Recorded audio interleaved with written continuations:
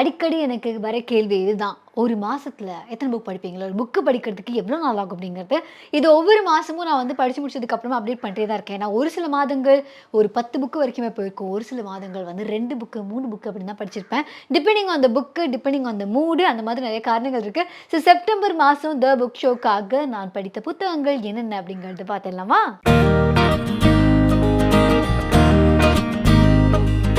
First thing இந்த மாதிரியான ஒரு குட்டி புக்கு. இது வந்து ஒரு 1 ஹவர் போதும் படிக்க. 8 things to do when you turn 20 அப்படிங்கிற இந்த புக்க வந்து திபதோஷ் சாட்டர்ஜி அப்படிங்கிறவர் வந்து எழுதியிருந்தாரு. ஸோ இந்த புக்கில் வந்து 20 வயசு ஆன உடனே வந்து நம்ம என்னெல்லாம் பண்ணோம் அப்படிங்கிறது தான். அது ஏன் நீ இப்போ படிச்ச அப்படின்னு கேட்கலாம். நான் முன்னாடியே சொன்ன மாதிரி இது புக் ஷோக்காக தான் படித்தேன். அண்ட் லுக்கிங் பேக் 30s வந்ததுக்கு அப்புறமா நான் வந்து ஒரு ஒரு ஒரு ஃபீல் ஒன்று வரும்ல. 20ஸ்ல என்னென்னலாம் பண்ணோம், எப்படிலாம் இருந்திருக்கலாம், நம்ம எப்படி இருந்திருந்தா இப்போ எப்படி இருந்திருப்போம் அப்படின்னு சொல்லிட்டு. ஸோ அந்த மாதிரி தான் இந்த புக்கில் வந்து எப்படி இருக்கும் அப்படின்னா, நீங்கள் வந்து ஒரு 60ஸ்ல 70ஸ்ல எப்படி இருக்கணும் அப்படிங்கிறதுக்கு இந்த 20ஸ்ல நீங்கள் என்ன பண்ணுறீங்கிறது ரொம்ப முக்கியம் அப்படிங்கிறதுனால 20ஸ்ல நம்ம பண்ணக்கூடிய ட்ரிக்ஸ் அண்ட் டிப்ஸ் எல்லாமே வந்து இதில் கொடுத்துருக்காங்க. ஸோ இது ரொம்ப குட்டி புக் தான். ஒரு 1 ஹவரில் படிச்சிடலாம். ஏன்னா 20ஸ்ல இருக்கவங்க பயங்கர எனர்ஜெட்டிக்காக இருப்பாங்களாம், சுறுசுறுப்பாக இருப்பாங்களாம், துருன்னு அதை சுற்றிட்டு இருப்பாங்களாம், உட்காந்து ஒரு இடத்துல உட்கார மாட்டாங்க அப்படிங்கிறதுக்காக டக்குன்னு உட்காந்து இந்த புக்கை மட்டும் படிச்சுட்டு ஓடிடுங்க அப்படிங்கிறதுக்காக இந்த புக் எழுதியிருக்காங்க. இதுக்கான வீடியோ வந்து இஸ்கான்னு வந்துருச்சு. இதுக்கான வீடியோ வந்து த புக் ஷோல ஆல்ரெடி ரிலீஸ் ஆயிருக்கு. நீங்கள் வந்து அதில் பார்த்துக்கலாம். அப்புறம் வந்து the next one is think straight அப்படிங்கிற இந்த புக் வந்து டெரியஸ் ஃபோரோ அப்படிங்கிறவர் வந்து எழுதியிருக்காரு. ஸோ இந்த புக்கும் எகெயின் இட்ஸ் அ குட்டி புக். அப்போ இப்போ தெரியுதா எப்படி 8 புக்கு படித்தேன். ஸோ இந்த புக்கும் வந்து எப்படின்னா ஒன் டேயில் நீங்கள் படிச்சிடலாம். ஈஸியாக பிகினர் லெவலில் இருக்கவங்க கூட படிக்கலாம். இது உங்களோட முதல் புக்காக கூட இருக்கலாம். அந்தளவுக்கு வந்து எல்லா செல்ஃப் ஹெல்ப் புக்கில் இவர் கொடுத்துருக்க ஒவ்வொரு பாயிண்ட்டும் வந்து ஒரு புக்காகவே எழுதியிருப்பாங்க. ஸோ அது எல்லாத்தையுமே சேர்த்து குட்டி குட்டி பாயிண்டர்ஸாக வந்து இவர் புக்காக எழுதியிருக்காரு. ஏன்னா நம்மளோட தாட்ஸ் நம்ம மண்டைக்குள்ள நிறைய ஓடிட்டே இருக்கும் இல்லையா? ஒரு முடிவு எடுக்கணும் அப்படின்னா அவ்வளோ கன்ஃபியூசிங்காக இருக்கும். இது அதுவா அந்த மாதிரிலாம் யோசிப்போம்ல. ஸோ அந்த மாதிரிலாம் இல்லாமல் எப்படி ஒரு முடிவு எடுக்கிறது, எப்படி நம்ம தாட்ஸை வந்து இப்படியே ஒருநிலைப்படுத்துறது, இப்படி இருக்க மண்டையை எப்படி இப்படி ஆக்குறது அப்படிங்கிறதுக்காக தான் இந்த புக்கு. ஹேர்ஸ்டைல் இல்லை, மண்டைக்குள்ளே இருக்கிற அந்த ஒரு தாட்ஸை வந்து இப்படி கச்சக்கான்னு இருந்துச்சுன்னா அவன் எப்படி இந்த மாதிரி அழகாக நீட்டான ஒரு சர்க்கிள் கொண்டு வரது, எப்படி அந்த தாட் அழகாக அலங்கரிக்கிறது அப்படிங்கிறது மாதிரி தான் இந்த புக் இருக்குது. ஸோ இந்த புக் நீங்கள் வாங்கி படிக்கலாம். இதுக்கான லிங்க் கீழே இருக்குது. இதுக்கான வீடியோவும் ரிலீஸ் ஆகும் இந்த புக் ஷோவில். சுதாமூர்த்தியுடைய வாய்ஸ் அண்ட் அதர்வைஸ் நான் வந்து சுதாமூர்த்தி அவர்களுடைய முதல் புக்காக இதை எடுத்து படிச்சிருக்கேன். யாரோ ஒருத்தங்க கமெண்ட் பண்ணியிருந்தாங்க. ஸோ வந்து சல்யூட் டு லைஃப் அப்படின்னு சொல்லிட்டு இந்த புக்கை எழுதியிருந்தாங்க. த புக் ஷோவில் என்னுடைய ரஃப் நோட் சீரிஸ் ஸ்பாட்டிஃபைல நீங்கள் கேட்டுக்கிறதுக்கான வாய்ப்பு இருக்குது. அப்படி கேட்கலன்னா கேளுங்க. ஸோ அதில் வந்து என்னுடைய பெர்ஸ்பெக்டிவ் ஆஃப் லைஃப், நான் மீட் பண்ணுற மக்கள், அதுக்கப்புறம் வந்து வச்சுருக்க கான்வர்சேஷன்ஸ், அது எல்லாத்தையும் வந்து என்னோடய பெர்ஸ்பெக்டிவ்ஸ் என்ன லைஃப் பற்றி அப்படிங்கிறத வந்து அதை ஷேர் பண்ணியிருப்பேன். அதே மாதிரி சுதாமூர்த்தி இன்ஃபோசிஸ் நாராயணமூர்த்தி அவங்களுடைய மனைவி. அதை தாண்டி சுதாமூர்த்தியே வந்து பயங்கர பாப்புலர். அவங்களோட நல்ல சேரிட்டி ஒர்க்குக்காகவும் அண்ட் வந்து இந்த மாதிரி அவங்க நிறைய புக்ஸ் எழுதியிருக்காங்க. குழந்தைங்க படிக்கிற நிறைய புக்ஸ் எழுதியிருக்காங்க. என்னோட அக்கா பொண்ணுக்கு நான் வாங்கி கொடுத்த முதல் புக் வந்து இவங்க எழுதின புக் தான். ஸோ அதனால இந்த புக்கு வந்து முதல் முறையாக படிக்கணும்னு ஆசைப்பட்டு இதை படிச்சிருந்தேன். ஸோ இதுக்கான வீடியோ ஆல்ரெடி த புக் ஷோவில் இருக்குது. ஸோ நீங்கள் அதையும் பார்க்கலாம். அதுக்கான லிங்க் கீழே இருக்குது. இந்த புக் வாங்கி நீங்கள் படிக்கணும் அப்படின்னு ஆசைப்படலாம். அதுக்கான லிங்க்கும் கீழே இருக்குது. அப்புறம் வந்து அண்ட் த மவுண்டன்ஸ் எக்கோட் கலத் ஹசைனி. இது வரைக்கும் இந்த புக் ஷோ நீங்கள் ஃபாலோ பண்ணியிருந்தீங்க அப்படின்னா உங்களுக்கு கண்டிப்பாக தெரிஞ்சிருக்கும். கலத் ஹசைனி வந்து என்னுடைய ஃபேவரட் ஆத்தர். ஏன்னா கைட்ரனர் அப்படிங்கிற அந்த புத்தகம், அதுக்கப்புறம் வந்து 1000 ஸ்ப்ளெண்டிட் சன்ஸ் அப்படிங்கிற அந்த இன்னொரு புக்கு, அது ரெண்டையும் படிச்சுட்டு அப்படின்னு நான் வந்து அழுந்திருக்கேன். அந்தளவுக்கு வந்து பயங்கர எமோஷ்னலி ஒருத்தவங்களை எப்படி மூவ் ஆன் பண்ண முடியும் எனக்கு தெரியல. அப்படி வந்து மூவ் பண்ணக்கூடிய வார்த்தைகள் இவர்கிட்ட இருக்குது. ஆப்கானிஸ்தான்லேருந்து யூஎஸ்க்கு மூவ் ஆன ஒருத்தர். ஸோ அங்கேருந்து அவரோட ஆப்கானிஸ்தானி பீப்புள் இருப்பாங்க இல்லையா, அவங்கள பற்றின ஒரு ஒரு அண்டர்ஸ்டாண்டிங் மக்களுக்கு இருக்கணும். இந்த உலகத்துக்கு தெரியணும் ஆப்கானிஸ்தானில் என்ன நடக்குதுங்கிறது தெரியணும். அங்கே இருக்க வாரோ, இல்லை அங்கே இருக்கிற ஒரு ரேசிசமோ, இல்லை அங்கே இருக்கிற அந்த ரிலீஜியஸ் ஃபைட்ஸோ, இது எல்லாமே வந்து வெளி உலகத்தில் இருக்கவங்களுக்கு தெரியணும். ஏன்னா இதெல்லாம் தாண்டியும் வெளியில் வந்து ஒரு சில பேர் அவங்க லைஃப் வாழ்ந்துட்டு இருக்காங்க. நம்மளால் முடிஞ்ச ஒரு அண்டர்ஸ்டாண்டிங்காக தான் அவங்களுக்கு இருக்கணுமே அப்படிங்கிறதுக்காக தான். அண்ட் இந்த புக்கில் ஃபர்ஸ்ட் புக்கில் வந்து இட் வாஸ் ஆல் அபவுட் ஒரு ஃப்ரெண்ட்ஸ் அண்ட் அவங்களுடைய ஒரு ஒரு கில்ட், ஒரு ரிக்ரெட் அது மாதிரி இருக்கும். செகண்ட் புக்கில் வந்து ஆப்கானிஸ்தானில் இருக்கிற பெண்கள் அவங்களுடைய நிலைமையை பற்றி இருக்கும். இந்த புக் வந்து ஆப்கானிஸ்தான்லேருந்து நிறைய பேர் இடம்பெயர்ந்து போயிருப்பாங்க. அங்கே இருக்கிற இடத்தினால, அங்கே நடக்கிற கொடுமைகள்னால வெளில போயிருப்பாங்க. அந்த மாதிரி வெளியில் போகிற ஃபேமிலிஸ் அவங்க வந்து லுக்கிங் பேக். இதில் பர்டிகுலர்லி ஒருத்தங்க இருப்பாங்க. அந்த பொண்ணு வந்து ஆப்கானிஸ்தான்லேருந்து வேற ஒரு இடத்துக்கு போயிடுவாங்க, ஃப்ரான்ஸுக்கு போயிடுவாங்க. அவங்க அம்மா வந்து அங்கே கூட்டிகிட்டு போயிடுவாங்க. அவங்களுக்கு கடைசி வரைக்கும் வாழ்க்கையில் என்னமோ ஒன்று மிஸ் ஆகுதுன்னு தெரியும். அது என்னன்னே தெரியாது. அது என்னங்கிற கேள்வி வந்து இந்த புக்கு படிச்சா தான் உங்களுக்கு தெரியும். அவங்களோட அம்மா அப்பா யார், அவங்க குடும்பம் யார், அவங்களோட பூர்வீகம் என்ன, எதுவுமே தெரியாமல் நம்ம இருந்தால் நமக்கு எப்படி இருக்கும், அந்த மாதிரியான ஒரு நபர் தான் அவங்க. ஸோ இது ஒரு மாதிரி எனக்கு இருந்தாலும் அது 2 தான் ஃபேவரட் அப்படின்னாலுமே இந்த புக்கும் வந்து பயங்கர மூவிங்காக இருந்தது. So you good probably read it. இந்த புக் வந்து லிங்க் கீழே இருக்குது, நீங்கள் வாங்கி படிக்கலாம். கூடிய சீக்கிரம் வீடியோவும் வரும். A good girls guide to murder அப்படின்னு சொல்லிட்டு ஹாலி ஜாக்சன் அப்படிங்கிறவங்க எழுதியிருக்க இந்த புக் வந்து இப்போதைக்கு த்ரில்லரில் வந்து பயங்கர பாப்புலராக இருந்தது. ரொம்ப ஒரு மாதிரி கொஞ்ச நாளைக்கு வந்து நானும் அந்த மைண்ட்லேயே யோசிச்சுட்டு இருந்தேன், இது யார் இங்கே நிறுத்தி வச்சிருப்பா, இந்த செடி இங்கே தான் இருந்துச்சா அப்படிங்கிற மாதிரி வந்து நான் யோசிக்கிற மாதிரியான ஒரு புக்காக இருந்தது. என்னென்னா ஒரு ஒரு ஒரு ஸ்கூல் இருக்கும், அந்த ஸ்கூலில் பாப்புலரான ஒரு பொண்ணு இருப்பாங்க. அந்த பொண்ணை வந்து இறந்ததுக்கப்புறம், அதாவது அந்த பொண்ணு வந்து காணாமல் போயிடும். அந்த பொண்ணோட பாடி கிடச்சிருக்காது. அண்ட் அந்த பொண்ணுடைய லவ்வர் வந்து இறந்துருப்பான், சூசைட் அப்படின்னு சொல்லிடுவாங்க.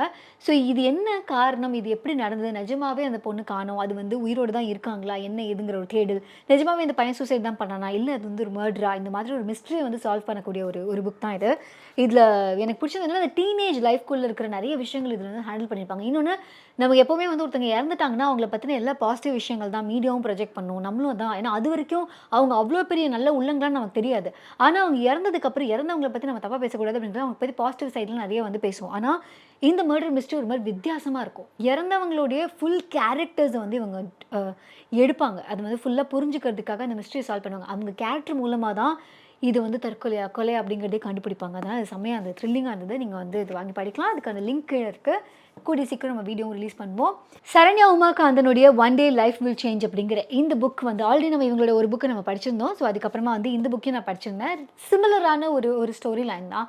இதில் வந்து நம்ம வந்து ஒரு அடாப்டட் சைல்டாக இருந்தால் அவங்களுடைய லைஃப் எப்படி இருக்கும், அந்த ட்ராமா வந்து லைஃப்பில் எப்படி வந்து கொண்டு வர முடியும், ரிலேஷன்ஷிப்பில் வந்து நம்ம இன்செக்யூர்டாக இருக்கிறதுனால எப்படி இருக்கும், அந்த மாதிரி இன்செக்யூர் ரிலேஷன்ஷிப்லேருந்து செக்யூர் ரிலேஷன்ஷிப்பாக அது எப்படி மாறுறது, அண்ட் ஒரு தடவை நமக்கு வந்து லவ்லியோ இல்லை ரிலேஷன்ஷிப்லேயோ ஹோப் இல்லாமல் போயிடுச்சு அப்படின்னா மறுபடியும் அந்த ஹோப்போ இல்லை இதுவும் வந்து எப்படி வரும், அந்த மாதிரியான அந்த ஒரு லைன்லேயே வந்து ட்ராவல் பண்ணியிருப்பாங்க. இந்த புக்கோட review already the book show உடைய சேனலில் வந்து ரிலீஸ் ஆயிடுச்சு. ஸோ அதுக்கான லிங்க் கீழே இருக்குது, புக்கு வாங்கி படிக்கிறதுக்கான லிங்க்கும் கீழே இருக்குது. நெக்ஸ்ட் ஒன் வந்து த ஸ்டேஷ்னரி ஷாப் ஆஃப் டெஹரான் அப்படின்னு சொல்லிட்டு இந்த புக் நான் வந்து எடுத்திருந்தேன். மர்ஜான் கமலி அப்படிங்கிறவங்க வந்து எழுதியிருந்தாங்க. This is my first book. இதில் வந்து ஃபர்ஸ்ட் புக் என்ன அப்படின்னா, ஆப்கானிஸ்தானில் அந்த செட் பண்ண அந்த இடத்துல இருக்கிற கதை களத்தில் இருக்கிற ஸ்டோரிஸ் நம்ம வந்து படிச்சிருக்கோம். இது வந்து ஃபர்ஸ்ட் டைம் வந்து ஈரானில் நடக்கிற ஒரு கதை அது. ஸோ இது வந்து கொஞ்சம் ஒரு மாதிரி வித்தியாசமாக இருந்தது. ஏன்னா இது வரைக்கும் நான் அந்த மாதிரி கதை பேஸ் பண்ணி படித்ததில்லை. ஸோ அதனால இந்த புக்கில் வந்து என்னென்னா, ஒரு 2 பேர் வந்து லவ் பண்ணுறாங்க. நீங்கள் ஃபார் எக்ஸாம்பிள் இப்போதைக்கு இந்த சீதாராமம் நான் கம்ப்ளீட்டாக பார்க்கல, பாதி படம் பார்த்தேன். பட் சம்வேர் எனக்கு அது புரிஞ்சுக்க முடிஞ்சுது. ஸோ இந்த மாதிரி ஒரு பொலிட்டிக்கல் விஷயங்கள் நிறையா நடக்கிற ஒரு காலகட்டத்தில், இல்லை நம்ம வந்து ஹேராம் பார்த்தோம் அப்படின்னா, அங்கே நாட்டில் அவ்வளோ விஷயம் போயிட்டுருக்கும். அதுக்கு நடுவில் 2 பேர் காதலிக்கிறாங்க அப்படின்னா, இருக்கிற பிரச்சனையை தாண்டி இது இன்னும் அவங்களோட லவ் ஸ்டோரியில் ஒரு பெரிய ரோல் ஒன்று ப்ளே பண்ணும். அதே மாதிரி தான் இந்த புக்லேயும் இருந்தது. ஏன்னா இந்த புக்கில் வந்து இவங்க 2 பேர் யங் பீப்புளாக இருக்கும்போது, ஒரு டீனேஜில் இருக்கும்போது they are falling in love. அதுக்கப்புறம் வந்து அந்த நாட்டில் நிறைய பாலிடிக்ஸ் நடக்குது. அதனால எகெயின் ஆப்கானிஸ்தான் நம்ம பார்த்த மாதிரி அந்த மாதிரி இங்கேருந்து நிறைய பேர் வந்து இடம் பெயர்ந்து போகிறாங்க. அதுக்கப்புறம் அவங்க வேற எங்கேயோ ஒரு இடத்துல போய் மீட் பண்ணுவாங்க. ஸோ இந்த மாதிரி ஒரு ஒரு கடைசி காலகட்டத்தில் சின்ன வயசில் தான் லவ் பண்ண ஒரு பையன், அவன் வந்து ஏன் என்னை விட்டுட்டு போனான் அப்படிங்கிற ஒரு கேள்வியோடய வாழ்ந்துட்டுருக்கிற ஒருத்தங்க ஃபாரினுக்கு போயிட்டாங்க. அங்கே ஒரு நல்ல ஒரு லைஃப் இருக்குது அவங்களுக்கு, எல்லாமே சூப்பராக இருக்குது. ஆனாலும் எல்லாமே நல்லா இருந்ததே அந்த ஒரு லவ்வில், அந்த ஒரு ரிலேஷன்ஷிப்பில், ஏன் அவன் வந்து என்கிட்ட வரல, என்ன ஆச்சு அப்படிங்கிற மாதிரி ஒரு கேள்வியோடய வாழ்ந்துட்டுருப்பாங்க. பட் தன்னோட 70 வயசுலேயோ என்னமோ 75 வயசில் வந்து எகெயின் அந்த தாத்தாவை பற்றின இன்ஃபர்மேஷன் வரும். ஸோ அந்த தாத்தாவும் பாட்டியும் மீட் பண்ணுவாங்க.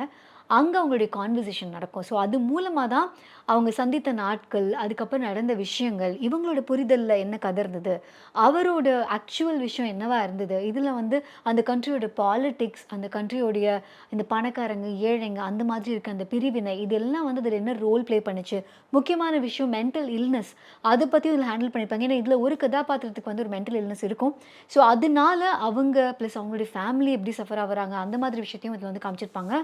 இதை தாண்டி ஒரு பயங்கரமான ஒரு அண்டர்ஸ்டாண்டிங் அண்ட் லவ்வாக இருந்தது. கடைசியில் அந்த தாத்தா பாட்டி வந்து பேசும்போது நமக்கே ஒரு மாதிரி செம்மையாக இருக்கும். நமக்கே ஒரு மாதிரி தோணும், அந்த ஆன்சர் மட்டும் கிடச்சிச்சுன்னா அப்படின்னு நமக்கு இருக்கும். அந்த மாதிரி ஒரு மொமெண்ட் வந்து இந்த புக்கோட எண்டில் இருக்கும். So the stationery shop of Tehran அப்படிங்கிற இந்த புக் வந்து ரொம்ப நல்லா இருந்தது. ஸோ இந்த புக் நீங்கள் வாங்கி படிக்கணும் அப்படின்னு ஆசைப்பட்டீங்கன்னா அதுக்கான லிங்க்கும் கீழே இருக்குது, இதை நீங்கள் வாங்கி படிக்கலாம். கூடிய சீக்கிரம் வீடியோவும் போடுறேன். ஓகே, அதுக்கப்புறம் நியாதி பட்டேல் அப்படிங்கிறவங்க வந்து தி ஜர்னி டு சக்ஸஸ் அப்படிங்கிற மாதிரி இந்த புக்கை எழுதியிருக்காங்க. முதல் முறையாக த புக் ஷோவில் வந்து ஒரு 2K கிட் எழுதின ஒரு புக்கை வந்து நான் ரிவ்யூ பண்ணியிருக்கேன். ஸோ வந்து 13 வயசில் வந்து இந்த ஒரு புக்கை எழுதியிருக்காங்க. ஜென்ரலாக நம்ம வந்து நம்ம நாட்டிலேருந்து ஃபாரினுக்கு வேலைக்கு போகிறாங்க அப்படின்னா அவங்களை பார்த்து அப்படிங்கிற மாதிரி இருப்போம். அவங்க அடுத்து எப்போ வந்தாங்கன்னா எப்போ வருவேன்னு சொல்லு, எனக்கு இது மட்டும் வாங்கிட்டு வர வேண்டியதாக இருக்குது. ஐஃபோன் 14 வந்து லான்ச் பண்ணியிருக்காங்க. ஸோ அந்த ரீசெண்டான அப்டேட்டுக்காக வெயிட் பண்ணுறீங்க அந்த மாதிரிலாம் பேசிடுவோம்ல. பட் ஜென்ரலாக இங்கேருந்து வெளிநாட்டுக்கு போகிறவங்க அவங்களுக்கு அவங்களுடைய லைஃப் அந்த இடத்துல எப்படி இருக்குது அண்ட் அங்கே செட்டில் ஆகுறவங்களுக்குன்னு உண்டாகிற ஒரு சில விஷயங்கள், அதுக்கு அவங்க கஷ்டப்படுறது, அந்த மாதிரி அதோடைய ப்ரோஸ் அண்ட் கான்ஸ் எல்லாமே வந்து இவங்க எழுதியிருக்காங்க. அது தவிர அங்கே இருக்கவங்களுக்கு தன்னோட தாய்நாட்டு மேலே இருக்கிற ஒரு ஒரு ஒரு பாசம், ஒரு காதல், அதை வெளிப்படுத்துகிற விதம், அதை பற்றியும் வந்து எழுதியிருக்காங்க. ஸோ இந்த புக்கும் வந்து த புக் ஷோவில் நம்ம வந்து ரிவ்யூ பண்ணியிருக்கோம். ஸோ இந்த புக்கு உங்களுக்கு வேணும் அப்படின்னா அது கீழே லிங்க் இருக்குது, இதை நீங்கள் வாங்கி படிச்சுக்கலாம். இதையும் தவிர த புக் ஷோவில் இது வரைக்கும் வந்து 170க்கு மேலே 175 180 அந்த புக்ஸ் வந்து நம்ம இது வரைக்கும் படித்து முடிச்சிருக்கோம். அதோட ரிவ்யூஸ்லாம் த புக் ஷோ சேனலில் இருக்குது. ஸோ இது எல்லாத்தையும் ஒரே இடத்துல நீங்கள் பார்க்கணும் அப்படின்னா thebookshop.in அப்படிங்கிற நம்மளுடைய வெப்சைட்டில் போய் பார்த்தீங்கன்னா நீங்கள் அதெல்லாம் பார்த்துக்கலாம். எங்கேயும் ஷேர் பண்ணணும் அப்படின்னா ரைட் டு அஸ் அப்படின்னு அதுலேயே ஒரு ஆப்ஷன் இருக்குது. அங்கே போய் நீங்கள் கிட்ட ஷேர் பண்ணணும் அப்படின்னு நினச்சிங்கன்னா ஷேர் பண்ணலாம். இந்த வீடியோ உங்களுக்கு பிடிச்சிருந்தா லைக் பண்ணுங்கள், கமெண்ட் பண்ணுங்கள். நிறைய பேருக்கு இந்த புக் ரெக்கமெண்டேஷன் 8 புக் ரெக்கமெண்டேஷன் இருக்குது. யாருக்காவது வேணும்னா நீங்கள் ஷேர் பண்ணலாம்.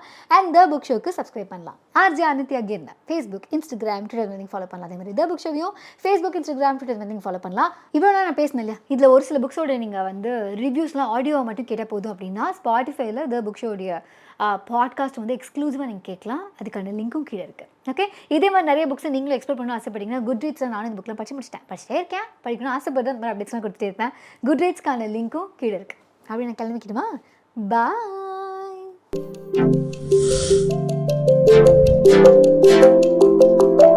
ஸோ இந்த புக்ஸ் எல்லாம் தான் செப்டம்பர் மாதத்தில் நான் படித்து முடித்தேன். மற்ற புக்கெலாம் வந்து இன்னும் படிச்சுக்கிட்டே இருக்கேன். ஸோ அந்த இது இந்த மாதத்தோட நிலமை தான். அடுத்த மாதம் வந்து இந்த புக்கெலாம் படிக்கிறேன் அப்படிங்கிறத நெக்ஸ்ட் மந்த் அப்டேட் பண்ணுறேன். அண்ட் இதில் முக்கியமான விஷயம், புக்கு தாண்டி இங்கே ஒருத்தன் உட்காந்துருக்கானே 2 அவுல். இது வந்து என்னோட காலேஜ் ஃப்ரெண்ட் வந்து என்னோடய பர்த்டேக்காக சர்ப்ரைஸாக கிஃப்ட் பண்ணியிருந்தேன். ஏன்னா நம்ம காலேஜ் ஸ்கூல் டேஸ்லேருந்து கிஃப்டிங்லாம் முடிச்சிட்டோமா, திடீர்னு வீட்டுக்கு ஒரு கிஃப்ட் வருதுங்கும் போது யார் கொடுத்துருப்பா அப்படின்னு யோசிச்சேன். எனக்கு புரியவே இல்லை, யாராக இருக்கும் அப்படிலாம் யோசித்தேன். கடைசியில் பார்த்தா என்னோட காலேஜ் ஃப்ரெண்ட். அண்ட் ஃபைனலி அவளும் ஆசைப்பட்டேன் இந்த புக் ஷோவில் மட்டும் அது இடம் பெற்றுச்சுன்னா அப்படின்னு சொன்னால். ஸோ தேங்க்யூ நிதி for this owl. Thank you so much. ஏன்னா நீங்கள் கேட்கக்கூடாதுல, இது எங்கே வாங்கினீங்க சொல்லுங்கள் அப்படின்னு நீங்கள் கேட்பீங்க. நான் வாங்கலையே, எனக்கு வாங்கி கொடுத்தாங்களே அப்படின்னு சொல்கிறதுக்காக தான் சொன்னேன்.